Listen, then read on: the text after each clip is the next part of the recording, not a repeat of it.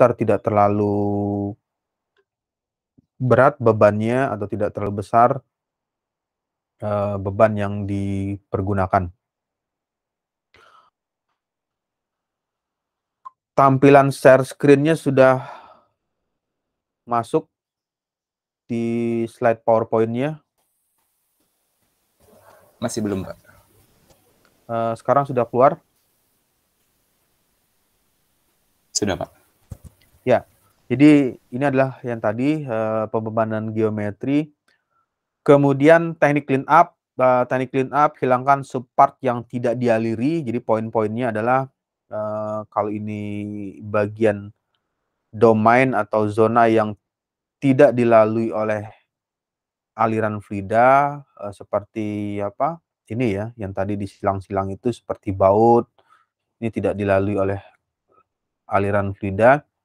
Hilangkan subpart yang part atau bagian yang tidak dialiri oleh laluan fluida seperti apa? Case-nya, casing-nya. Kalau misalnya casing-nya itu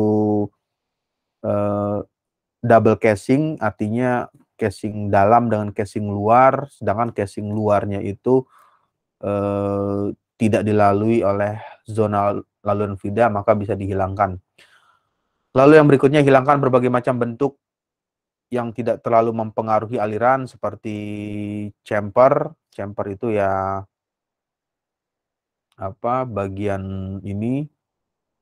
Nah, ini ada apa? Lengkungan-lengkungan. Nah, ini kalau misalnya di sini ada chamfer ya, chamfer. Sedangkan di bagian ini fluida tidak menembus atau melewati zona kecil ini, itu juga bisa dihilangkan, direduksi.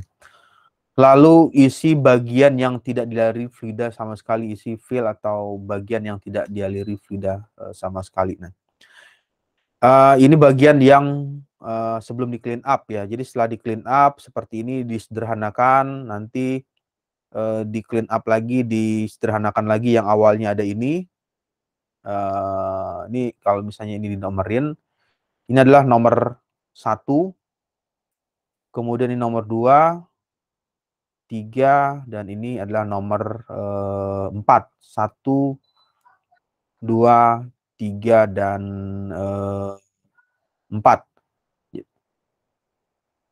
Untuk penomorannya 1, 2, 3, dan 4, karena ini di bagian akhirnya sudah di clean up, nanti hasilnya akan lebih mulus ya, artinya tampak seperti ini. Sudah di clean up, jadi bagian depannya ini sudah dihilangkan, yang ini, yang bagian ini juga apa, disederhanakan tampilan apa, clean up-nya. Kemudian di bagian akhir mengeluarkan gambar geometri yang akan disimulasikan akan menjadi lebih simpel ya. Tetapi aktualnya itu ya kondisinya ya seperti ini, kondisi apa? Ini kondisi aktual itu atau kondisi lapangan ya, kondisi sesungguhnya, kondisi realnya, ini kondisi realnya. Kemudian yang bagian ini kondisi simulasi, kondisi yang akan di apa gunakan untuk simulasinya. Mengubah geometri solid ke fluid. Jadi dari solid ke fluid, dari kondisi padat solid ke kondisi yang fluid. Fluid ini bagian yang menjadi zona dilalui oleh fluida. Sederhananya yang tadi sudah di clean up, ini dirubah tampilannya seperti ini. Ini ada tampilan nomor 1, kemudian ini nomor 2. Nah, 2 ini adalah domain yang menjadi laluan fluida, domainnya. Kenapa yang nomor 1, nomor yang atas ini bukan menjadi laluan fluida, sedangkan yang 2 ini adalah domain yang akan menjadi laluan fluida. Ini adalah domain yang kondisi komputer yang apa, gambar yang solid, sedangkan yang ini fluidnya. bisa terbayang ya. Jadi ketika digambar karena ini menggunakan tools-nya VVM, Vinit VM ya, Vinit metode volume hingga. Jadi yang digambar itu adalah volume laluan fluida. Yang dilalui oleh fluida itu adalah nomor 2 ini. Bagian 2 ini yang dilalui oleh fluida. Jadi fluida itu akan melalui bagian-bagian yang ini. Nah, ini akan dilalui oleh fluida. Ini juga akan dilalui oleh fluida. Fluida akan dilalui fluida. Sedangkan yang bagian ini kan kondisinya berupa solid ya. Yang ini padatan, yang ini solid juga, ini juga solid. Fluida tidak bisa menembus atau memasuki dinding yang padat. Sedangkan fluidanya akan masuk melalui domain ini, zona-zona ini. Ini akan dilalui oleh fluida. Bagian yang berwarna coklat, yang berwarna abu-abu ya, tampilan di gambarnya itu adalah bagian yang akan dilalui oleh fluida. Sedangkan fluida solidnya, ini solid, tidak bisa dimasuki atau fluida tersebut tidak masuk ke dalam geometri yang solid. Di bagian akhir inilah yang akan digambar oleh tadi oleh CFD-nya. CFD menggambar atau modeling menggunakan gambar tersebut. CFD menggambar di bagian ini.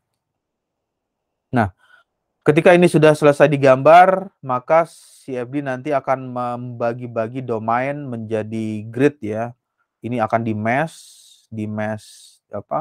meshing, dibuat kotak-kotak seperti ini atau berupa arsiran seperti garis segi 4 atau segitiga, tergantung tipe mesh apa yang digunakan. Setelah penentuan kondisi batas ini, baru nanti si software akan mencoba melakukan iterasi. Ya, ini merupakan tipe mesh-nya. Yang tadi mesh-nya ini menggunakan meshing, the process of dividing the given domain di bagian smaller atau dimensi yang kecil, subdomain. Meshing merupakan proses mencacah, membagi-bagi suatu domain menjadi subdomain yang lebih kecil. Kalau ini domainnya itu yang awalnya seperti ini besar ya, ini anggaplah dimensinya besar sebelum di mesh, kemudian ketika di mesh dia akan menjadi domain menjadi subdomain yang lebih kecil. Jadi ada kotak-kotak atau 1, 2, 3, 4, 5 ya, 6 sudut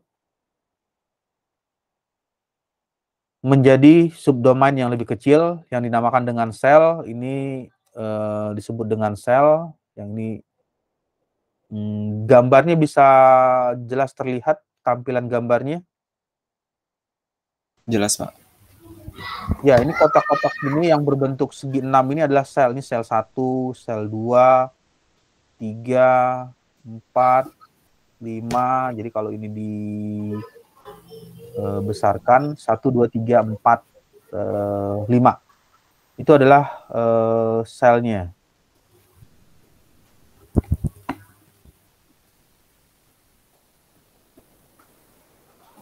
Ya, oke, sampai sini ada pertanyaan atau ada yang ingin ditanyakan?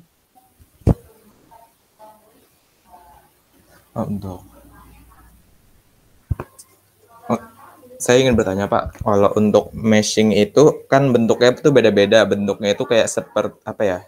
Bentuknya itu sesuai keinginan kita apa sudah ditentukan gitu, Pak? Misalnya untuk untuk kasus ini tuh gunakan mesh yang gini, seperti itu, Pak. Ya, untuk mesh-nya itu tampilan di layarnya sudah keluar lagi, masih sudah masuk ya. Untuk share screen-nya. Sudah, Pak. Ya. Untuk proses mesh-nya umumnya kita juga nggak bisa ini ya, artinya sesuka maunya mesh-nya rapat di bagian mana. Nah, jadi ada bagian-bagian tertentu, misalkan mesh-nya itu domainnya atau proses meshing-nya ini dibuat lebih rapat. Misalnya kalau ditampilan di bagian ini terlihat di bagian ini, di zona ini ya, di zona ini proses meshing-nya itu lebih rapat, kemudian di bagian yang lain segi 6, 1, 2, 3, 4, 5, berapa nih? 1, 2, 3, 4, 5, 6, 7, 8 ya, ada 1, 2, 3, 4, 5, 6, 7, 8 ya. Nah, di bagian tersebut memiliki nilai apa, yang lebih besar. Kenapa hal itu dilakukan? Ya bisa saja tujuannya kenapa ingin membuat mesh lebih rapat, fine di bagian ini, untuk melihat hasil perhitungan lebih detail. Jadi karena di bagian meshing-nya itu lebih rapat, jadi proses hitungan iterasinya akan banyak berulang secara detail, proses kalkulasinya banyak di bagian domain yang ini, di zona ini, di apa? Ini kalau dilingkari ya di bagian ini akan banyak lebih detail proses hitungannya.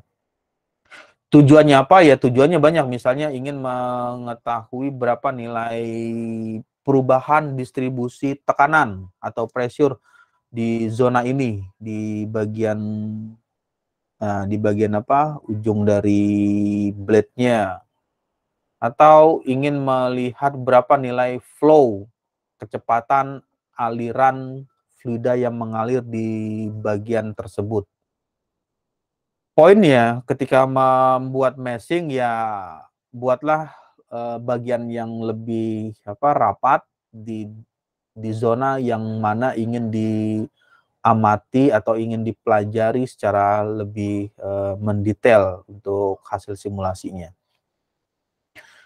Kemudian meshing-nya bisa juga kombinasi, nanti bisa dikombinasikan, misalkan ini dibuat terapat dengan not 1, 2, 3, 4, 5, 6, 7, 8, lalu dikombinasikan dengan not 5 titik atau 6 titik, itu juga bisa dilakukan. Software CFD, walaupun mesh-nya rapat, ya hasilnya rapat atau secara detailnya meshing-nya rapat, belum juga bisa dikatakan bahwa hasilnya pasti benar, karena ada hal yang tidak bisa dihindari oleh CFD, Computational Fluid Dynamics ini, ialah faktor round of error atau faktor pembulatan. Jadi pada saat menghitung dengan iterasi sampai misalnya iterasi sampai 500 kali iterasi, 500 kali perhitungan, atau sampai 1000 kali iterasi.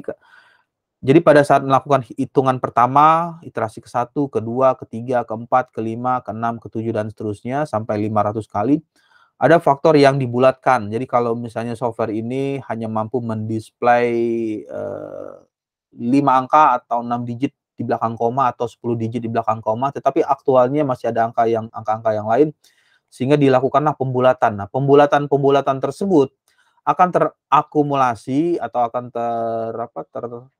total ya, tertumpuk di bagian akhir, di bagian hasil iterasi yang sudah mencapai konvergen.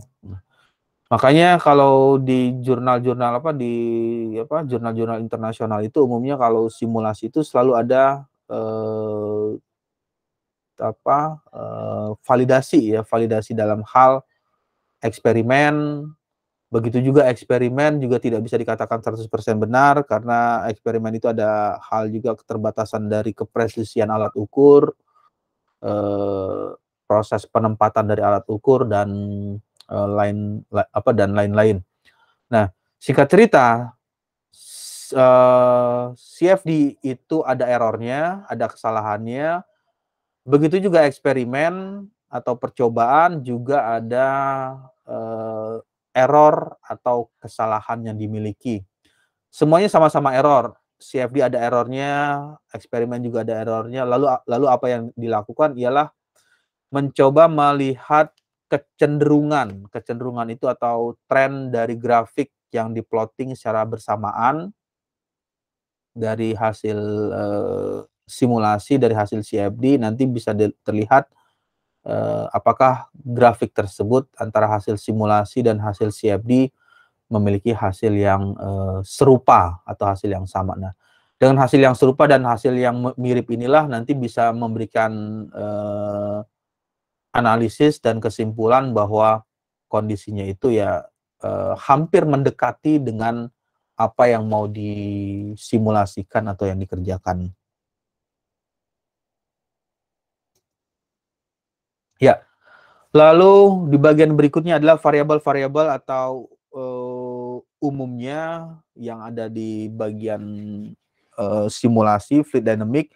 Ini variabel ini selalu seringkali muncul di simulasi, misalkan untuk variabel menentukan berapa besar nilai tekanan. Kita harus ketahui dulu berapa tekanan yang ditampilkan, kecepatan, suhu, turbulensi, fraksi volume, fraksi massa, densitas, humidity itu nilai kelembapan dari fluida juga bisa disimulasikan. Misalkan ingin melakukan berapa nilai kelembapan humidity di dalam ruangan, misalnya ruangan tersebut ruangan ber-AC, nanti juga bisa didapatkan variabel-variabel hasil simulasi yang dikerjakan tersebut. Ya, itu hanya baru berapa ya? 1, 2, 3, 4, 5, 6, 7, 8. Ini yang ditampilkan 8, tetapi masih banyak lagi yang bisa dikeluarkan dari bagian ini, dari hasil simulasi yang dikerjakan tersebut, nilai-nilai variabel yang ingin ditampilkan. Ya, ada beberapa model mesh, elemen shape-nya, shape itu bentuk gambar atau bagian modelnya. Elemen ini merupakan bagian atau part biasa disebut dengan elemen tetrahedral. Tampilannya bisa terlihat jelas ya, keluar. Terlihat, Pak. Ya, ini adalah elemen tetrahedral. Dikatakan tetrahedral itu ya bentuknya nanti dia akan membentuk meshing atau gambar-gambar seperti ini menggunakan tetrahedral. Nanti ya dilihat saja atau dicoba saja menggunakan ANSYS Fluent, pilih menu tetrahedral. 1, 2, 3, 4. Jadi 4 titik ya. Kemudian ada yang berbentuk prisma di bagian tersebut. Kemudian heksahedral umumnya berbentuk ini 1, 2, 3, 4, 5, 6, 7, 8 seperti balok atau kubus. Polihedral ini juga tampilannya piramid ya, tampilan meshing-nya itu menyerupai piramida. Ya, ini merupakan gambar kombinasi ya kalau di zoom in, diperbesar. Tetrahedral, ini ada tetrahedral, volume mass is generate automatically. Jadi tetrahedral di volume meshing tetrahedral dibuat secara otomatis. Lalu untuk domain yang selanjutnya atau bagian yang berikutnya ini, bagian tetrahedral ini dibuat menjadi ada yang menggunakan warna merah ini berbentuk prisma layer ya, efficiency resolve boundary layer.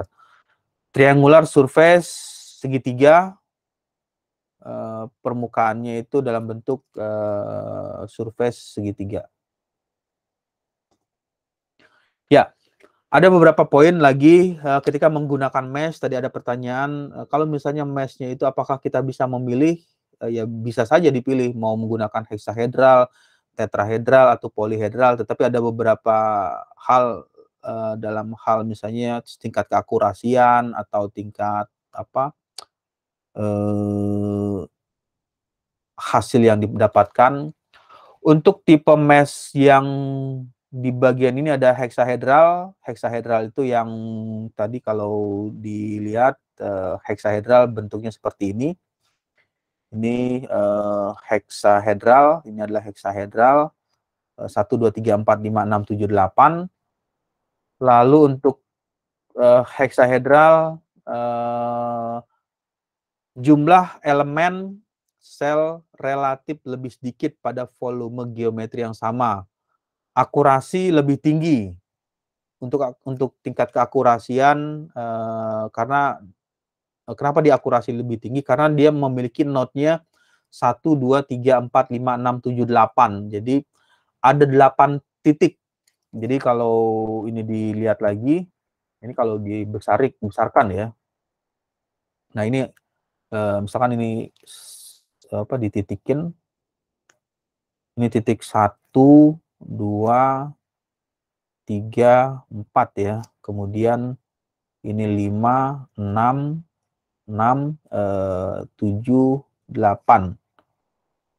Oke, untuk gambarnya kelihatan ya, terlihat dengan jelas tampilannya.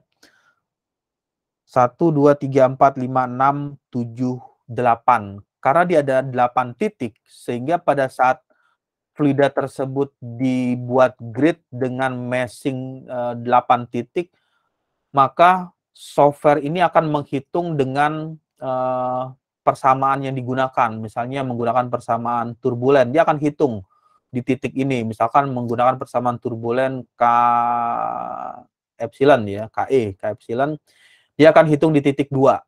Nanti dia akan hitung juga di titik 1, nanti akan dihitung lagi di titik 3, dihitung lagi di titik 4, titik 5, titik 6, titik 7, dan titik 8. Semuanya dihitung titik node-nya. Karena semuanya domainnya itu dilakukan penghitungan, jadi apa yang didapat ya ada domain yang lebih akurasi. Jika dibandingkan misalnya menghitung datanya itu hanya 3 titik atau 3 node atau 4 node, ya hitungan yang 8 titik dengan 4 titik pasti akan lebih banyak akurasi di titik itunya, lebih banyak titiknya. Kemudian pada CFD mesh hexahedral lebih mampu mengcapture fenomena boundary layer. Boundary layer ini lapisan batas. Jadi kalau ingin mensimulasikan aliran di dalam pipa, lapisan batas ya, boundary layer, atau mensimulasikan kondisi ini, airfoil, lapisan batas, wing, sayap pesawat secara akurat, jadi bisa terlihat secara lebih banyak hasil detailnya menggunakan mesh hexahedral. Kemudian bagaimana dengan tetrahedral? Tetrahedral jumlah elemen relatif lebih banyak pada volume geometri yang sama, akurasi kurang baik. Lalu seperti apa tetrahedral ini? Tetrahedral ya. Nah, ini ada tetrahedral. Tampilan gambarnya bisa terlihat dengan jelas untuk tampilan gambarnya. Terlihat, Pak. Ya, ini adalah tetrahedral. Ini tetrahedral.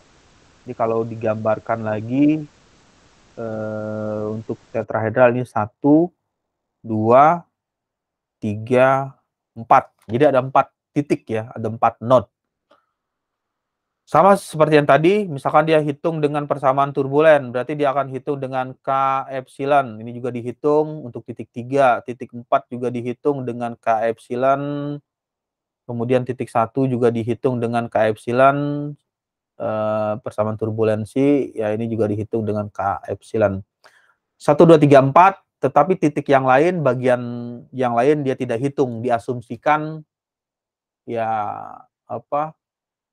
tidak dihitung lah, artinya tidak dikalkulasi. Karena dia tidak dikalkulasi, jadi secara ininya hasilnya tidak didapatkan. Berapa nilai di titik yang lain, misalnya titik 5, titik 6, titik 7, titik 8.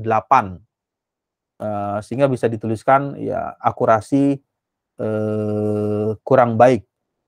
Sangat mudah dibentuk pada geometri yang kompleks. Nah, ini poinnya lagi, karena ketika objeknya itu banyak lekukan atau banyak radius yang melengkung liuk-liuk, ya, artinya melengkung seperti ini akan mudah si software akan tidak error, ya, artinya ketika dia membagi mesh secara automatically atau secara mudah atau secara langsung akan mudah dilakukan, dibentuk pada geometri yang kompleks, geometri yang cukup kompleks nih ya. Lalu bagaimana dengan polihedral, gabungan dari sel-sel tetrahedral? Ini gabungan, ternyata ini gabungan dari sel-sel tetrahedral. Ini ada tetrahedral digabungkan dari sel-selnya itu. Untuk mesh-nya seperti ini, jumlah elemen sel relatif lebih rendah dibandingkan tetrahedral, akurasi cukup baik hanya dalam analisis CFD. Jadi kalau misalnya geometrinya itu tidak terlalu rumit, ya, artinya kan kalau yang ini kan di sini ada bagian ini nih, nah ini ada bagian yang seperti ini.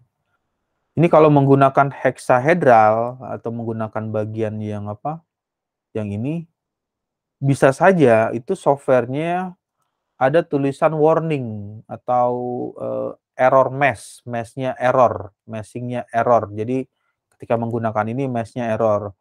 Tapi menggunakan tetrahedral dia bisa mengikuti bentuk dari objek yang akan disimulasikan tersebut. Kemudian untuk polihedral, karena simple atau tidak terlalu rumit, gambar pipa, ini pipa terus T, ya, pipa T, walaupun T-nya itu tidak tegak lurus tapi ada sedikit miring sekitar 60 derajat. Ini bisa dilakukan dengan menggunakan tipe mesh polihedral. Ya, analogi sederhananya seperti ini. Meshing itu atau membuat grid, meshing itu ya bayangkan saja seperti sedang menangkap atau menjaring ikan. Tampilan gambarnya bisa terlihat jelas? Bisa, Pak. Ya, ini analoginya seperti ini, fishing net. Fishing net itu jala ikan. Jadi kalau misalnya kita ingin menangkap ikan yang kecil-kecil, yang ukurannya kecil-kecil lah, sebesar kelingking atau setengah dari kelingking, apa yang harus dilakukan? Ya, jala-jalanya atau jaring-jaringnya dibuat lebih rapat, dibuat lebih kecil-kecil lagi. Tapi kalau misalnya mau nangkap ikannya ya yang sebesar telapak tangan atau sebesar telapak kaki atau lebih besar lagi, ya dengan jaring yang cukup besar juga sudah bisa terjaring. Nah, mesh-nya seperti itu analoginya. Jadi ketika ingin mengamati objek yang lebih detail lagi, misalnya di bagian wings atau sayap pesawat itu kita ingin melihat secara lebih fokus lagi, misalnya di ujung lekukan dari turbin atau di ujung lekukan dari bilah sayap pesawat. Ini dibuatlah rapat di bagian zona tersebut, di bagian objek yang akan disimulasikan tersebut. Sehingga dituliskan mesh dapat diibaratkan seperti jaring ikan, semakin kecil ukuran jaring, semakin banyak variasi ukuran ikan yang didapatkan. Nah, di sini dituliskan semakin kecil ukuran jaring, jadi semakin kecil ukuran mesh-nya, grid-nya itu semakin rapat, fine, maka semakin banyak variasi bukan variasi, maksudnya hasil simulasi secara detail bisa diperoleh. Jadi kalau misalnya ingin melihat not rapat di titik ini dibuat lebih rapat lagi, sedangkan di bagiannya lebih renggang. Jadi ketika ingin mengamati di bagian ini, nah ini akan lebih detail lagi kontur tampilannya, hasil mesh kecepatan, nilai tekanan atau nilai velocity atau nilai turbulensi yang terbentuk. Semakin kecil mesh, semakin detail fenomena fisik yang dapat di-capture. Dapat di-capture itu ya dapat ditangkap ya, artinya bisa diamati secara detail, secara zoom in, ini bisa karena di simulasi itu kalau sudah mendapatkan hasilnya, objeknya nanti bisa diperbesar, di zoom in, misalkan ya sama seperti kayak misalkan dibesarkan ya, 10 kali pembesaran dibesarkan sampai terlihat detail per node-nya, per titiknya. Ya, oke, sampai sini ada pertanyaan? Jadi CFD itu ya memang seperti itu. Bagaimana CFD bekerja? Ya karena ada model matematika yang digunakan. Kemudian ada proses meshing. Kalau misalnya tidak melalui tahapan ini atau tidak melalui tahapan meshing, ya software CFD juga tidak bisa melakukan penghitungan ya atau menghitung hasil simulasinya, karena meshing ini fungsinya adalah dia akan menghitung per titik. Titik ini nanti dia akan hitung, titik ini dia akan hitung, titik ini dia akan hitung, terus dia akan hitung per node-nya, per titik, dan seterusnya sampai seberapa banyak mesh yang dipergunakan. Nanti dari hasil-hasil itulah ditampilkan kontur fenomena fisik yang ingin dilihat, apakah menampilkan kontur kecepatan, kontur tekanan, atau kontur nilai turbulensi yang ditampilkan, intensitas turbulensi yang dikeluarkan. Ya. Oke, ada pertanyaan? Ya, kalau tidak ada pertanyaan, saya rasa cukup. Nanti kita ketemu lagi di Selasa depan ya, Selasa depan untuk mata kuliah yang sama, Computational Fluid Dynamics. Sebelum kelas berakhir ada pertanyaan, sebelum Meet Google-nya saya tutup. Ya, kalau tidak ada. Untuk pertemuan berikutnya itu kita offline ya Pak? Ya, kita offline, tapi ya maksudnya di ruangan kelas, di offline, di ruangan berapa ya di jadwal itu, nanti dicek lagi offline-nya di ruang kelas itu, ruang kelas yang tertulis di sistem Siakat. Terima kasih Pak. Baik, Pak. Ya, kalau tidak ada untuk mata kuliah aplikasi CFD ya bisa dipelajari secara komprehensif ya, maksudnya bisa membuka di YouTube, nanti menggunakan Fluent ya. Ya ketik aja Fluent, misalnya tutorial Fluent atau tutorial ANSYS Workbench atau tutorial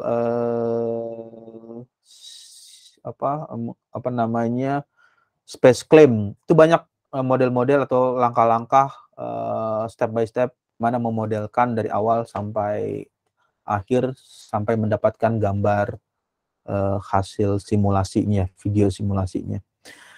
Ya, berakhirnya waktu, berakhirnya juga perkuliahan untuk aplikasi CFD. Saya ucapkan selamat sore. Wassalamualaikum warahmatullahi wabarakatuh. Assalamualaikum warahmatullahi wabarakatuh. Terima kasih Pak. Waalaikumsalam Pak. Terima kasih Pak.